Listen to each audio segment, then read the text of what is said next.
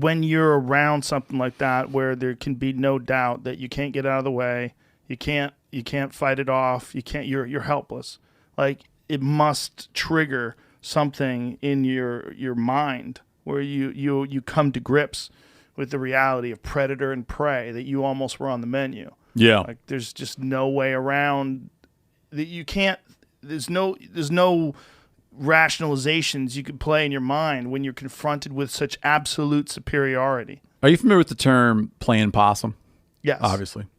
So, our understanding of opossums now is that they're not playing. They conk out, right? Yeah. Yeah. Stress. He's not playing dead. He hits such a stress level that he shuts off. I'm like embarrassed to admit, but I think it's instructive to point out that I was playing possum in that moment, and I don't mean playing. Yeah. It possumed me out. Let's tell everybody who doesn't know the story. Oh, yeah, so real quick. Fogneck Island. Yeah, we've been yapping a long time, but we were hunting and had hung a elk up in a tree and left it for a day and a half, all the meat hanging in a tree. And we're camped a few miles away from there, and went back with a few guys to retrieve the meat out of the tree, and a bear had found it. And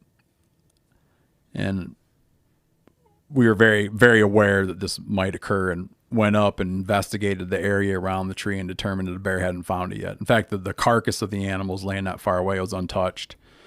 In hindsight, there was a pile of bear shit that had been smeared on the ground.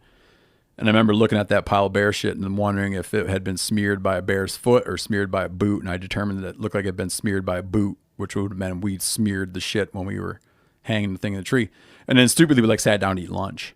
And within a couple minutes of sitting down and eating lunch, it came in, the bear came in, and it's open mouth past just 18 inches from my head. Jesus. And I was facing away, so I was the last one to see it. Giannis, who you know, he had a pistol, he had bear spray, but he hit it in the head with a pair of black diamond trekking poles. He had sat down. He's got spray and set his pistol on his pack. But then when I talk about playing possum and all the shit that happens to you, his instinct is to smack it with a trekking pole. Wow. Everything you spend all your time thinking about how you're going to handle this, that, and the other thing.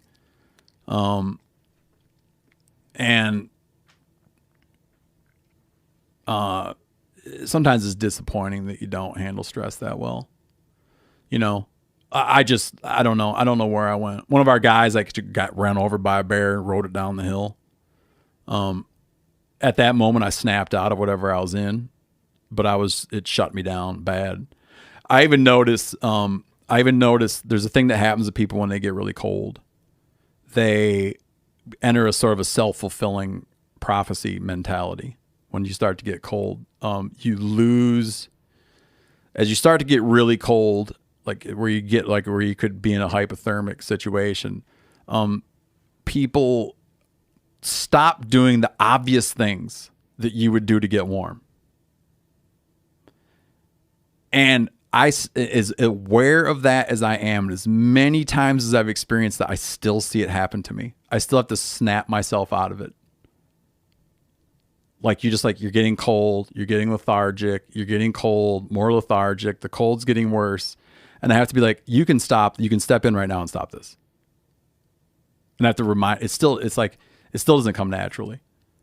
When you talk to people who train, for this kind of stuff, they have to train in a very realistic environment. They have to train to keep your head, and just make good decisions. If you walk into a active car crash scene or whatever, and there's a severed hand laying on the ground, right? Some people are just going to see that hand, and they're not going to see anything else. Some people are just going to see chaos, and they're not going to focus on any particular thing. But it's the person can come in, see the hand, see everything around them, assess all that. It's just from exposure to that super traumatic stuff. Not that getting cold is traumatic, but I do when I look at how I respond to things, I do catch that there's like a mentality to practice and learn. Yeah, it's understandable that something like a bear attack would trigger senses and trigger a response that you're just not conditioned for. I don't know how you would ever get conditioned to a bear attack. I don't know. But I don't know. On that same island, these dudes at the same island, there was some guys, the same island, I think it was later that same year, some operatives, some military guys happened to be hunting there. They got attacked by a bear and killed it. Really? Yeah. One of them got messed up bad, but he killed it.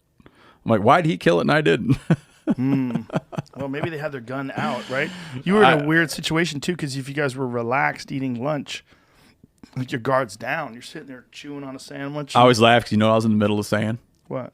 Like, I was in the middle of a sentence. I'll never forget because someone was laughing about why we were putting some sandwiches together, and someone was laughing about why my sandwich looked so much nicer than someone else's sandwich. And I said, I was in the middle of saying, if you want a sandwich like this, get your own fucking TV show.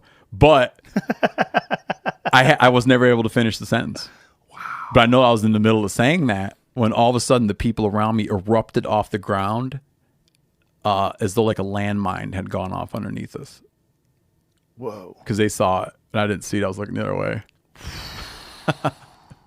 And it came in running.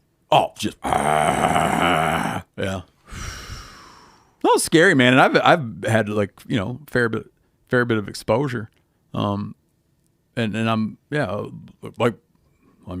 relative to most, a ton of exposure to those things. I got to expose my 10-year-old kid to them this year, a couple times. Hunting caribou in Alaska, and it was like cool to kind of see his thought process.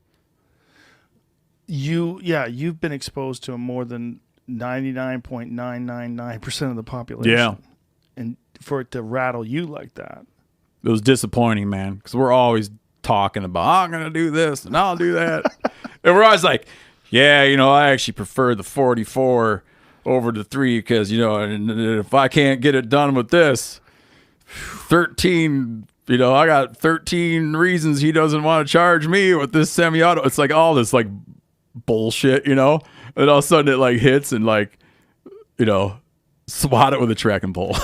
I've only